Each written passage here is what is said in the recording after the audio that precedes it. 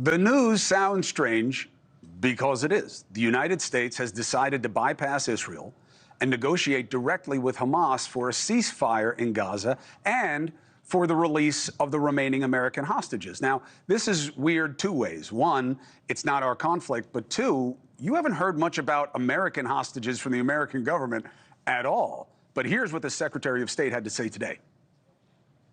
Hamas waited nearly 2 weeks and then proposed more changes, a number of which go beyond positions that it previously taken and accepted. We are going to continue to push on an urgent basis with our partners, with Qatar, with Egypt, to try to close this deal. Now, look, I know the Secretary of State. He's a smart guy. Of course they're delaying and they're changing the deal. They're terrorists. This is one reason that America used to never engage with terrorists. So are we about to make a big mistake? Mosab, Hassan, Yousef says, yeah. His father was a founding member of Hamas. He was by his side until he saw the group change for the worse and became an agent from Israel. He is known as the Green Prince, and he joins me now. Always a pleasure. Good to see you. Thank you for making the time. So you heard about this, and you were shocked that America would be doing something that you believe has deadly consequences, short and long term. Why? First of all, negotiating with terrorists in principle is wrong because it will have deadly consequences on the global security. Because once we legitimize terrorism, what's going to be next? How other terrorists will perceive this move, and are they going to try to take human shields? Are they going to try to bully and blackmail democracies worldwide? When the United States president begged terrorists to sit on the negotiating table and accept the deal, then pressuring his ally to literally surrender it doesn't get worse than this. So the other side of the argument is, yeah, but they have our people, and Israel has been killing too many Gazans for too long with too little return, and that has to end anyway. What do you make of those arguments? Well, first of all, let's correct this narrative, because Israel is not killing civilians in Gaza. Since the beginning of war, it has been Hamas' strategy to sacrifice civilians in order to bring the United States, Israel, and the rest of the world to its knees, begging Hamas to accept a deal. This has been their strategy. And now... You think Hamas intentionally wants innocent Gazans to die to make everybody upset and come to them for a deal?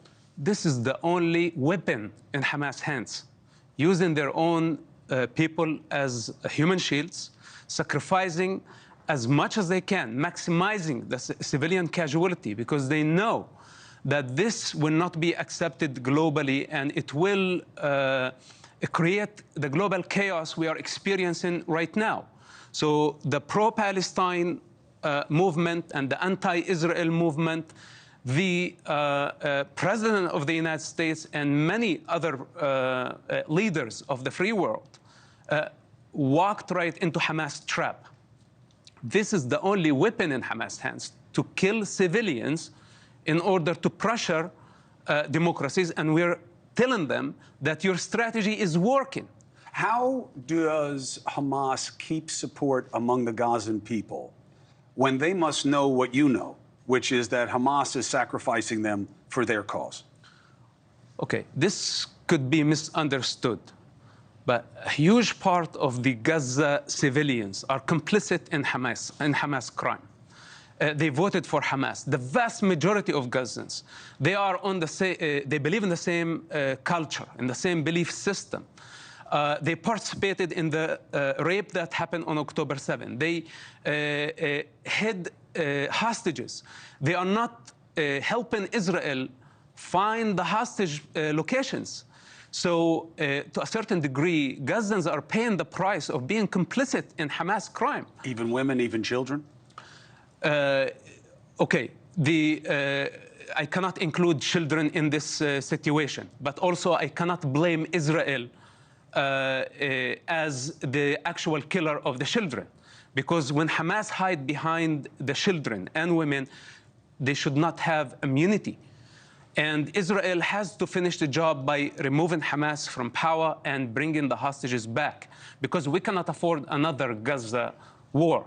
So the fact that Hamas killed Jewish children in the morning and in the evening hid behind their own children does not make them immune. Now, let's discuss what we discuss in private that you always push back on me about, and let the audience decide. One is, Israel has made two mistakes. Obviously, every time innocents are killed, that's something that you wish had been avoided. But tactically, they're not allowing enough aid in. And even the United States got that right when we were fighting in the region in Iraq and Afghanistan. There was lots of aid coming in so that anyone who wasn't an active fighter would get a message that America didn't want to kill everybody. Israel hasn't let enough aid in. Second, they haven't allowed media on the ground in the war zone so that the story can be told by people who don't have a stake in the action. I think both are big mistakes. You say it's too dangerous and aid is not as simple as I make it. Why? My personal opinion is to deplete Hamas to the worst possible way, not to give them aid, because the aid is going, first of all, to Hamas. If you ask me about the best strategy, was to evacuate children and women, and this is what I said from day one from this war. Get them out of the danger, because Hamas want to use them as human shields. Then it would be much easier mission. But Egypt, Qatar, and the United States government conspired against the civilians of Gaza by actually keeping them caged under Hamas mercy. Then they wanted to give, by the name of giving humanitarian aid to the civilians, they end up lengthening Hamas lifespan. All the aid is going to Hamas, and this is making them stronger. So if they really wanted to help the civilians, they would have simply opened the border and let them go to safety in Egypt. What is your best sense of what ends this conflict, and what is the best way to get the hostages released? Okay. First of all, the brave operation, high-risk operation that took place a few days ago was a very significant one, and it showed that it's possible to rescue at least some of the hostages. Because what Hamas want from Israel is to surrender. They hit Israel so badly on October 7, and they took the hostages in order to force Israel to surrender on October 8th. This is why they took the hostages. And in my opinion, Israel should never surrender, because it's about the future of Israel. It's about the existence of Israel. And the hostage situation is very important to the Israeli government, but I think the existence, the very existence of the state of Israel is more important. And if Hamas want from Israel to surrender, I think it would be a mistake to trade the security of a nation because of the hostage situation, even though it's very hard to say that. So pressuring Hamas, the United States could have pressured Qatar to expel Hamas leaders instead of pressuring Israel to surrender. Because we believe the leaders are in Qatar. That's why you're saying that. Yes. Instead of pressuring Israel to surrender to the demands of Hamas. There would have been a much better strategy. And now Hamas toughened their position. And the United States policy brought Hamas expectations much higher. And I think now Israel is having to deal with the consequences of the U.S. Policy. Now to negotiate with Hamas directly behind Israel back is another stab in the back. It's very dangerous policy what's happening right now. We could have pressured Hamas a lot more through Qatar and militarily by closing the border with Rafah, which the United States also pressured Israel to delay months.